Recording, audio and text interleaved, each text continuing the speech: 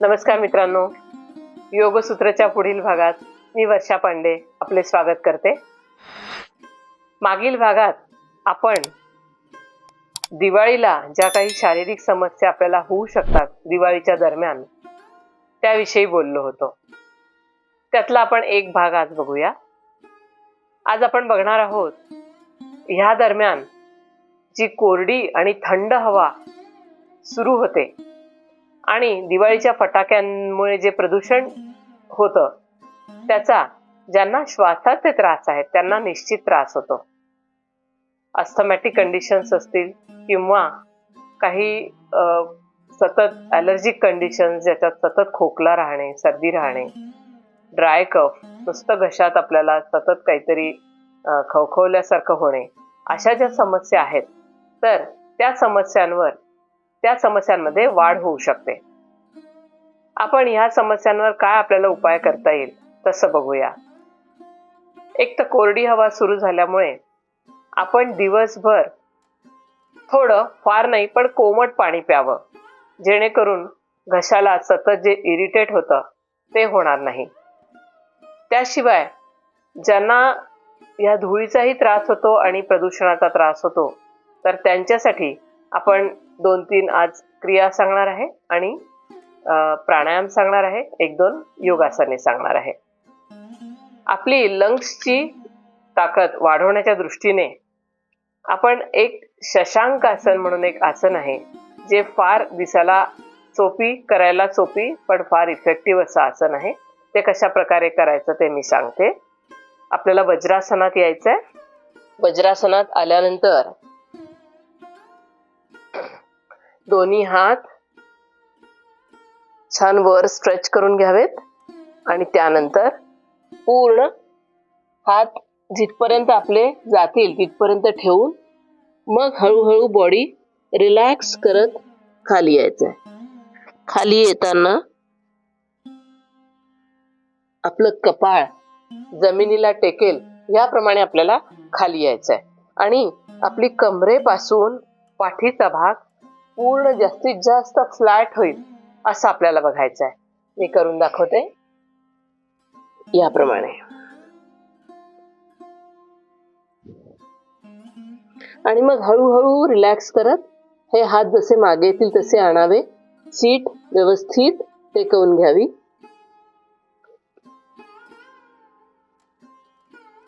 याप्रमाणे आपल्याला ही पोझिशन घ्यायची आहे.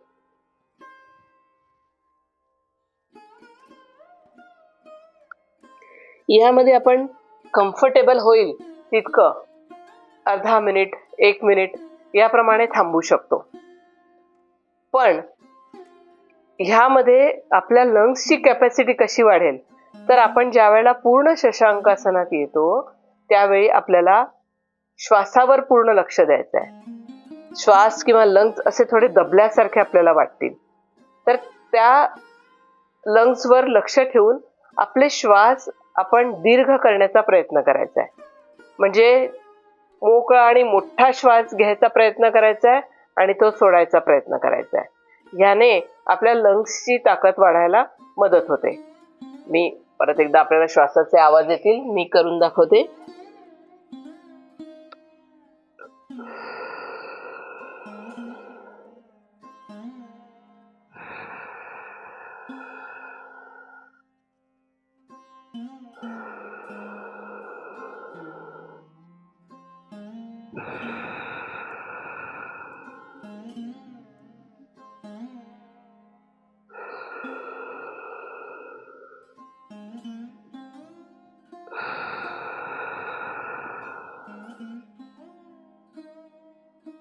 याप्रमाणे जास्तीत जास्त लांब श्वास घ्यायचे आहेत आणि लांब श्वास आपल्याला सोडायचे आहेत.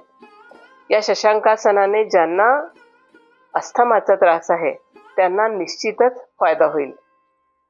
याशिवाय दुसरं आपण वज्रासनातच बसून उष्ट्रासन करायचं आहे. ह्यानी सुद्धा आपले लंग्स छान मोकळे होऊन पूर्ण आपण व्यवस्थित श्वास घेऊ शकतो. बघा याप्रमाणे थोडं आपण पायात अंतर घेऊन घेऊ म्हणजे सगळ्यांनाच करायला सोपी जाईल. पायात अंतर घ्यायचं आहे.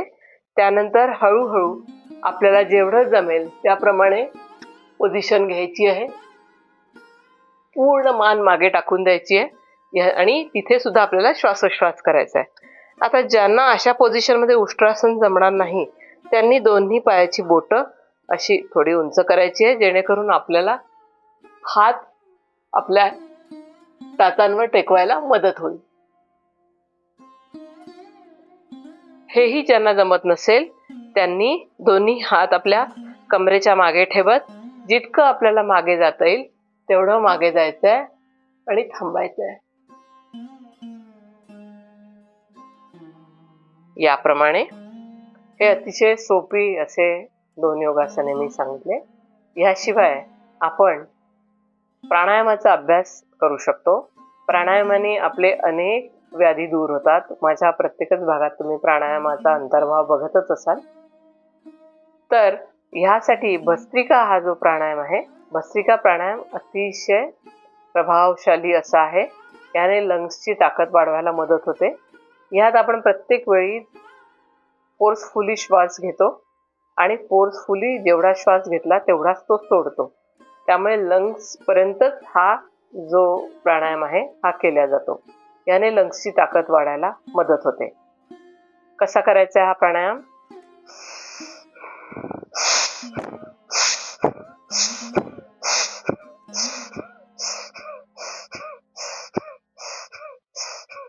याप्रमाणे आपण हा प्राणायाम करतो आणि ह्याने लंग्सची ताकद वाढायला मदत होते. हा आपण आपापल्या कॅपॅसिटी प्रमाणे करायचा आहे. जिथे आपल्याला वाटलं आपण थकलो तिथे थांबावं, 2-3 नॉर्मल श्वास घ्यावे आणि पुन्हा हा प्राणायाम दुसरं आवर्तन सुरू करावं. यावर अनुलोम विलोम प्राणायाम देखील इफेक्टिव्ह आहेच. अनुलोम विलोम प्राणायाम करत असताना कुंभकासहित जर तो केला तर आपल्या लंग्सची ताकद वाढायला मदत होते. कुंभकासहित म्हणजे कसा? कुंभक म्हणजे श्वास थांबवणे. योगाच्या भाषेमध्ये पूरक म्हणजे श्वास घेणे, कुंभक म्हणजे श्वास थांबवणे आणि रेचक म्हणजे श्वास सोडणे. यामध्ये आपण ज्याप्रमाणे डाव्या नाकपुडीने श्वास घेऊ तर तो आत थांबवायचा आहे, अंतरकुंभक. त्यानंतर उजव्या नाकपुडीने श्वास सोडायचा आहे. पुन्हा याला थोडा थांबवायचा आहे. श्वास घ्यायचा आहे, थांबायचा आहे, सोडायचा आहे, थांबायचा आहे. श्वास आत घेतल्यानंतर तो थांबवल्याला आपण म्हणतो अंतरकुंभक. श्वास सोडून थांबवल्याला आपण म्हणतो बहिर्कुंभक. सुरुवातीच्या काळात बहिर्कुंभक करू नये, म्हणजे श्वास सोडल्यानंतर आपण ऑलरेडी श्वास सोडत असतानाच आपल्याला सफोकेट व्हायला होतं की आपण केव्हा एकदा घेणार. त्यामुळे तो थांबवला तर आपल्याला सुरुवातीच्या काळात सहन होत नाही किंवा आपण सफोकेट व्हायला लागतो. त्यामुळे सुरुवातीच्या काळात आपण ज्यावेळेला प्राणायाम सुरू करतोय तेव्हा आपण फक्त अंतरकुंभकाचा अभ्यास करावा. आता हा कुंभक किती केला पाहिजे तर याला देखील एक लिमिट आहे. आपण ज्यावेळेला प्राणायाम सुरू करतो त्यावेळी 1 पटीत थांबावा, म्हणजे 1 पटीत घ्यावा, 1 पटीत थांबावा आणि दुप्पटीत सोडावा. पण ही जी कुंभकाची पूरक आणि रेचक 1 पट आणि 2 पट असंच ठेवायचं आहे. परंतु कुंभक हे हळूहळू वाढवत न्यायचं आहे. कुठपर्यंत? तर चौपटीपर्यंत. म्हणजे जर आपण 4 काउंट्समध्ये श्वास घेतला असेल किंवा 4 सेकंद आपण श्वास घेतला असेल तर तो 16 सेकंद थांबवला गेला पाहिजे आणि 8 सेकंद सोडला गेला पाहिजे. ही एक प्राणायामाची नियोजित अशी एक सांगितलेली एक पद्धत आहे. पण एकदम चौपटीत थांबायचा नाही आहे. 1 पट, 2 पट, 3 पट, महिना, 2 महिने, 3 महिने लागू शकतात आपल्याला इथपर्यंत प्रॅक्टिस करायला. तेही आपण रेग्युलर करत असलो तर. अशा पद्धतीने जर आपण हा प्राणायाम करत राहिलो तर आपल्या लंग्सची ताकद अतिशय चांगली वाढायला लागते.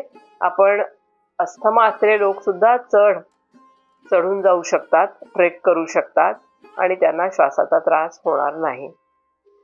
परंतु हा नेहमी करायचा अभ्यास आहे. 1 दिवस केला आणि 4 दिवस केला नाही तर आपल्या लंग्सची ताकद काही वाढणार नाही. यासाठी आपण एक जलनेती म्हणून एका भागात दाखवलेली आहे. मी खाली लिंक टाकते त्याची डिस्क्रिप्शन बॉक्समध्ये, आपण ती लिंक बघा.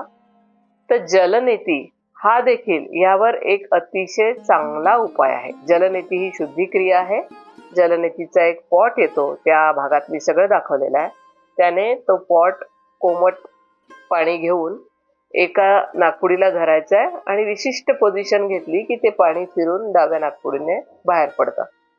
तर ही जी जलनेती आहे, ही जलनेती क्रिया ज्यांना ॲलर्जिक जे कंडिशन्स आहेत, ज्यांना नेहमी सायनोसायटिस किंवा नेहमी सर्दी होणे, खोकला होणे असे त्रास होतात, त्यांच्यासाठी जलनेती ही शुद्धी क्रिया देखील फारच प्रभावशाली अशी आहे.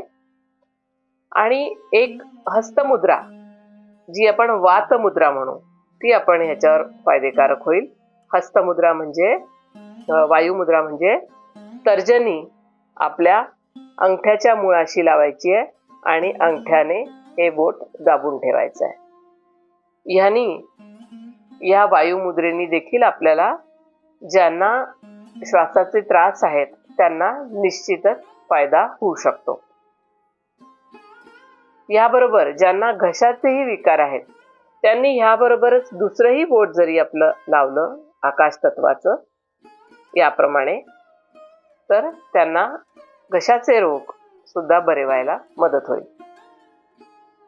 याप्रमाणे आपण या दिवाळीमध्ये आपल्याला अतिरिक्त जो त्रास होणार आहे श्वासाचा, ज्यामुळे आपल्याला ही दिवाळी एन्जॉय करता येणार नाही असे कंडिशन्स असतील, तर हे सोपी काही योगाभ्यास आपण करावेत, जेणेकरून आपल्याला ही दिवाळी अतिशय छान आनंदाची साजरी करता येईल. सगळ्यांना या दिवाळीच्या खूप शुभेच्छा. हा भाग आवडला असल्यास आपण लाईक करा, शेअर करा, सबस्क्राईब करा. त्यापुढील बेल बटन प्रेस करायला विसरू नका. आणि आपल्या अजूनही काही समस्या असतील तर त्या देखील आम्हाला खाली दिलेल्या नंबरवर कळवू शकता किंवा कमेंट बॉक्समध्ये कळवू शकता. आपण निश्चितच त्याचं निराकरण करण्याचा प्रयत्न करू. योग करा आणि निरोगी राहा. नमस्कार.